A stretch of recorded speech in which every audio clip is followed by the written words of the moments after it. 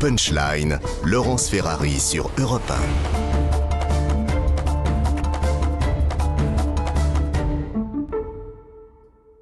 On se retrouve dans Punchline sur CNews et sur Europe 1. On va évoquer ces profanations dans plusieurs églises de Seine-Saint-Denis. Dans la nuit de dimanche à lundi, il y avait des vols, des dégradations aussi. Le diocèse de Seine-Saint-Denis a déposé 2 plaintes auprès de la police. Écoutez les explications de Marc Pope. Après les dégradations au sein de l'église de Romainville, Gérald Darmanin, ministre de l'Intérieur mais aussi ministre des Cultes, est venu apporter son soutien à la communauté. Nous sommes outragés également lorsqu'on vient toucher un lieu de culte et le fonctionnement du culte. Aujourd'hui, c'est une enveloppe de 4 millions qui est donnée, et notamment à l'église catholique si elle le souhaite, et indépendamment de la loi de séparation des églises et d'État, pour qu'on puisse les aider à s'équiper et à retrouver les auteurs ou à prévenir les actes. Dans la nuit de dimanche à lundi, des cambrioleurs ont pénétré dans la sacristie par la fenêtre, dérobant plusieurs vases sacrés, ainsi que le système de sonorisation. Des dégâts découverts lundi matin par les prêtres de la paroisse, comme Serge Nzouzi. Ce qui m'a choqué aussi quand j'ai vu la porte de la sacristie, parce que c'est une porte qui était quand même assez bien sécurisée, mais bon, ils avaient les matériels nécessaires pour faire ça. Je ne m'attendais pas du tout à ça. Je pouvais tout imaginer sauf un cambriolage dans une église. Un choc aussi pour les fidèles, dont certains sont venus aider à nettoyer. Moi, j'arrive pas à comprendre qu'il y a des personnes qui font ça. On ne pouvait pas penser que ça pouvait arriver dans un tel édifice. Le diocèse a déposé 2 plaintes, l'une pour cette église et l'autre pour celle de Bondy, également vandalisée. En un an, 1400 actes anti-religieux ont été recensés en France, un chiffre en baisse de 17% par rapport à l'année précédente.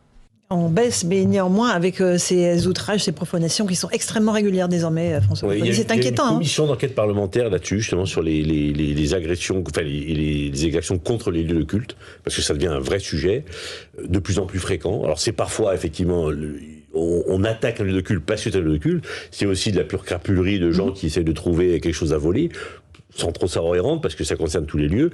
Mais la profanation... Là, c'est difficile de pas savoir où on rentre. Hein. Ouais, dans une église comme ça. J'ai eu le cas où le gars rentrait... C'était des toxicomanes, enfin bon, voilà, il y a tout. Mais effectivement, c'est souvent des profanations bien ciblées, on sait exactement. Et là, je suis convaincu qu'ils savaient ce qu'ils faisaient. Emmanuel Ménard.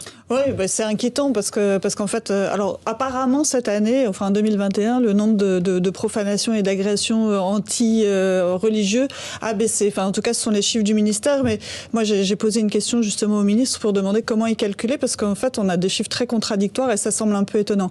Mais ces dernières années, depuis 10 ans, ces actes anti-religieux qui concernent le judaïsme, l'islam ou les catholiques n'ont cessé d'augmenter.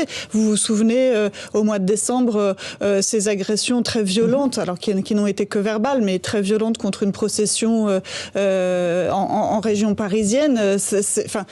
Là encore, ça fait froid dans le dos. Je rejoins. C'est évidemment pas le même sujet que celui qu'on vient de traiter, mais tout ça, c'est de la violence gratuite. Tout ça, c'est du manque de respect élémentaire pour les autres, pour la personne qui est en face de vous, pour le culte qui est en face de vous, pour la religion. Je pense qu'il faut un minimum de respect, et ce respect, on l'a plus. C'est ça qui est très inquiétant. On ne respecte plus les édifices religieux, on ne respecte plus les synagogues, les mosquées, les églises, et contrairement à ce qu'on pense, les actes anti-religieux contre les chrétiens sont les plus nombreux en France. On parle toujours, c'est vrai, des actes qui sont contre, les actes antisémites ou les actes islamophobes. En réalité, ce sont les actes antichrétiens en France les plus nombreux. Patrick Caram, votre réaction ? Les actes antichrétiens sont les plus nombreux. Ils sont, on peut dire que c'est parce qu'il y a beaucoup plus d'églises, 45 000 églises, 500 synagogues, 2200 mosquées. Bon, ça peut l'expliquer. Moi, je ne crois pas. Je crois qu'il y a plusieurs raisons à ça. Il y a d'abord des phénomènes spécifiques.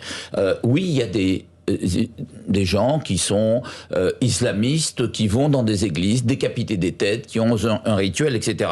Mais vous avez aussi des anarchistes. Moi, j'ai vu ça. Les églises illuminées sont des églises dans lesquelles il y a du feu. J'ai vu ça sur des églises d'Orient, ici, en Île-de-France. Il y a des actes sataniques dans nos églises, il faut l'avoir, le pur vandalisme, le vol d'un certain nombre de reliques, parce qu'il y a des reliques que l'on peut revendre, etc. Donc c'est des actes lucratifs. Mais ce que je remarque, c'est qu'il y a une banalisation des actes antichrétiens en France, que tous ces actes ne sont pas recensés parce qu'ils ne sont pas dénoncés, parce qu'on sait que ça servira à rien. J'ai de nombreux exemples où il n'y a pas de plainte déposée. Et puis, il y a un véritable sujet aujourd'hui, je vous le dis, et je ne veux pas qu'on fasse une concurrence, parce que je dénonce aussi bien les actes anti-juifs, anti-musulmans et pas islamophobes. Islamophobes, je ne sais pas ce que c'est. On peut critiquer une religion, on ne peut pas critiquer, voilà. Donc, anti-musulmans, anti-juifs, et je dénonce de la même façon les actes anti-chrétiens. Je dis simplement que ça ne donne pas lieu à la même émotion. On est beaucoup plus réactif quand il s'agit d'actes, par exemple une tête de cochon devant une mosquée, vous allez avoir le ministre de l'Intérieur qui débarque.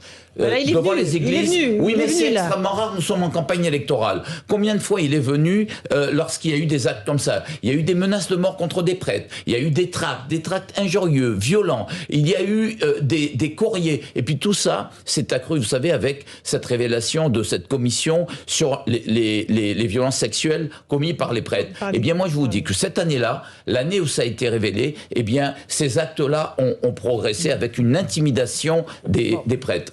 Karim Zeribi. Évitons la compétition des souffrances, donc je pense que... mais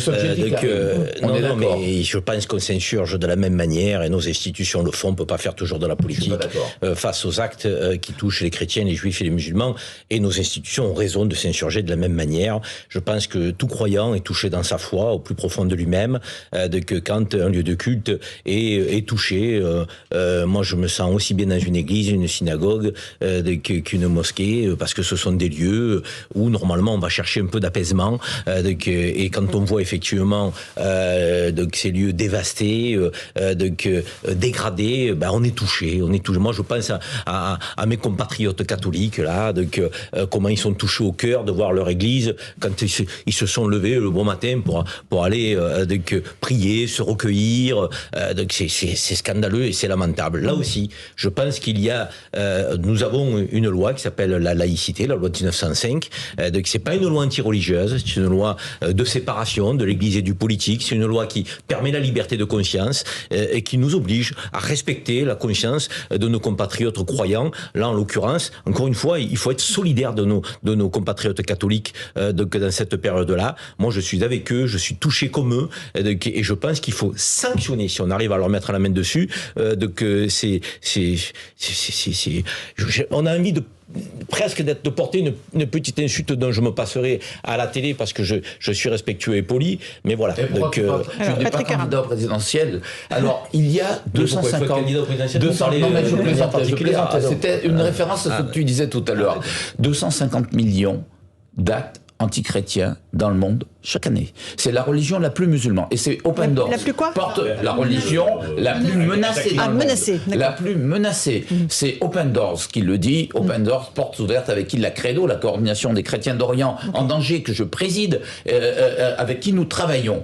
250 millions d'actes anti-musulmans. Quand nous étions en Irak, je suis allé dans un certain nombre d'églises, de cathédrales. Vous savez, après le départ de Daesh, vous aviez la Vierge Marie avec le cou coupé. Vous avez les statues religieuses. Ils décapitaient ces statues. Et ce qui m'a choqué, c'est qu'en France, là, il y a quelques jours, vous avez des églises où ils ont consciencieusement décapité ces statues. Mais c'est quel message qui est donné à la population française?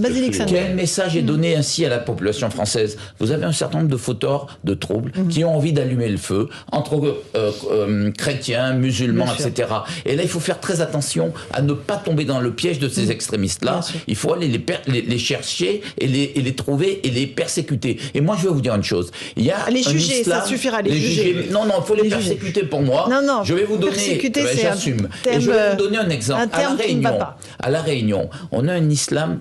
Vous voyez, c'est un islam républicain. Ils sont extrêmement pieux. Ils vont à la mosquée, ils font le Juma Namaz, ils vont à la mosquée le vendredi, ils prient, ils font les 5 prières, ils font la zakat, ils font le grand hajj à la Mecque, ils font les petits hajj. Ils sont extrêmement pieux. Ils sont totalement dans les valeurs de la République. Et chaque fois que quelque chose se passe contre un chrétien, chaque fois qu'il y a un attentat d'islamiste contre des Français, les premiers à appeler à manifester, c'est les musulmans. Moi, je souhaite que les musulmans de France imitent imite l'exemple des Réunionnais, il imite l'exemple des musulmans de la Réunion, il imite je parle des instances représentatives. On a une église qui est touchée, tu vas nous chercher les musulmans. Non, mais nous sommes d'accord, je me suis mal exprimé, Karim.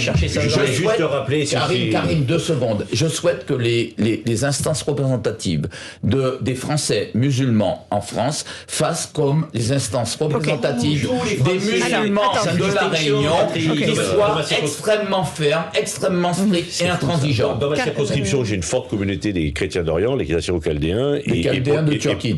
Et pour les messes de Noël, il y avait le dispositif Sentinelle qui était là, et pour que les chrétiens d'Orient puissent assister à la messe de Noël, il y avait des hommes en armes pour les protéger. Ça fait quelques années, encore cette année, parce que le risque est majeur d'une attaque le soir de Noël lorsque les chrétiens sont en train de prier. Emmanuel Ménard. Cette année, c'était pas seulement chez toi, François, c'est partout en France.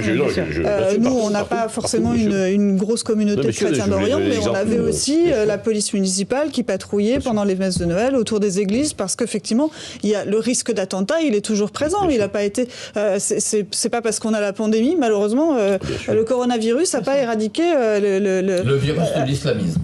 Voilà, les deux cohabitent toujours, malheureusement, c'est un vrai dernier mot. Par rapport à ce que disait Patrick, moi encore une fois, on a un acte qui est inacceptable, insupportable. Que ce soit la communauté nationale dans toute sa dimension qui s'insurge, n'allons pas chercher les musulmans, il faut qu'ils appellent à ci, il faut qu'ils appellent à ça. Je veux dire, et c'est pareil quand c'est une synagogue, et c'est pareil quand c'est une mosquée. Moi, j'arrive pas à trier les Français qui doivent s'insurger plus que d'autres. Là, il faut que nous soyons tous scandalisés quand un lieu de culte, quel qu'il soit, est touché. C'est ça la grandeur de la République et de la laïcité. Karim, oui, mais justement, l'idéal, quand on est républicain, le problème, c'est qu'aujourd'hui, on a beaucoup de Français, et ça me touche. Ça me touche parce que ma femme est musulmane. Elle est fière de sa religion, mais elle est totalement laïque et totalement républicaine. Comme l'immense majorité des musulmans en France. Le problème, c'est qu'on a aujourd'hui un certain nombre de personnes qui considèrent que l'islam, je pense notamment à Zemmour, n'est pas compatible avec la République. Il dit bien islam et qui font la confusion entre islam et islamiste. Mais vous vous rendez compte de cette violence-là? Moi, je considère aussi que les musulmans, à un moment donné, français, les instances représentatives doivent être dignes des gens qui sont censés représenter et être en première ligne dans le combat contre les extrémistes islamistes. Elle vient d'être dissoute, ces instances, vous êtes au courant, puisque c'est un forum qui a été créé des musulmans de France à la place du CSCM qui est dissous. C'est ce que M. Darmanin et le président de la République nous ont dit il y a quelques jours. Un dernier mot, François Pipponi? Non, c'est vrai que c'est très inquiétant. C'est très inquiétant. On voit que ça se développe, on voit que les choses sont en train de s'aggraver et que la tension est en train de monter partout dans le pays, mais y compris sur les lieux de culte, et c'est pas acceptable dans une république comme l'autre, d'où le déplacement du ministre de l'Intérieur. Patrick Caram, vous voulez pousser un petit coup de gueule avant de terminer rapidement? Il nous reste peu de temps. Qu'est-ce qui se passe avec Valérie Pécresse? Ce qui se passe, c'est très grave. Valérie Pécresse, vous savez, depuis longtemps défend les chrétiens d'Orient. Elle est allée en Irak, elle a risqué sa peau là-bas. Enfin voilà, son engagement est sans aucune concession sur ces questions-là. Elle est partie en décembre en Arménie et dans le Haut-Karabakh. Dans le Haut-Karabakh pour donner son soutien aux populations qui sont opprimées aujourd'hui, qui sont menacées de disparaître. Et aujourd'hui, il y a quelques jours, il y a 2-3 jours, Aliyev, le dictateur azéri, a déclaré publiquement à la télévision, dans un grand discours fleuve, que s'il l'avait su, elle ne serait pas repartie. Elle ne serait pas repartie. C'est une menace de mort. Mais c'est plus qu'une menace de mort. Aliyev, vous savez, l'Azerbaïdjan fait partie, avec la Turquie, des pays qui sont au bas de l'échelle, des pays en termes de respect des droits humains. C'est tous les classements internationaux, les classes tout en bas de l'échelle. On torture, on viole, on massacre, on décapite en Azerbaïdjan, et c'est pas sur la conscience islamiste, hein. Même s'ils ont utilisé des islamistes pour combattre dans le Haut-Karabakh, ils sont allés chercher des islamistes de Syrie, et ils le font au nom du nationalisme azéri. Et donc menace contre Valérie Pécresse. Je demande à la France, je demande au gouvernement français, je demande au président français de ne pas laisser passer cette offense diplomatique. Je demande qu'il exige des excuses d'Aliyev. Et si Aliyev, le dictateur azéri, ne le fait pas, je demande qu'il rappelle l'ambassadeur français en France, l'ambassadeur français en Azerbaïdjan, qu'il le fasse revenir en France et qu'il expulse l'ambassadeur azéri en Azerbaïdjan. Je suis président du cercle d'amitié France-Axar et je soutiens ce que demande Patrick Karam et je soutiens Valérie Pécresse parce que c'est inadmissible qu'on puisse ainsi interpeller une candidate. C'était l'occasion. Un dernier mot sur le pass vaccinal. Il repart visiblement à l'Assemblée. Il a été étudié au Sénat, pas d'accord. La CMP n'est pas conclusive. Alors c'est la commission mixte paritaire. Donc les députés ont à nouveau le texte du pass vaccinal sur les bras. Demain en commission et demain soir en séance. Et avec une mise en œuvre quand pour ce texte? Après la saisine du Conseil constitutionnel, donc ça ne sera pas avant la fin de la semaine prochaine, au mieux. Au mieux, donc les délais ne seront pas tenus. Merci beaucoup à tous les quatre d'avoir participé à Punchline. Merci Patrick Karam, Emmanuel Ménard, François Pipponi et Karim Zeribi. Je vous retrouve dans un instant avec grand plaisir sur Europe 1 pour la suite des débats de Punchline. Et tout de suite, et bien sur CNews, vous avez rendez-vous avec Christine Kelly et ses invités pour Face à l'info. Bonne soirée à vous tous sur nos deux antennes.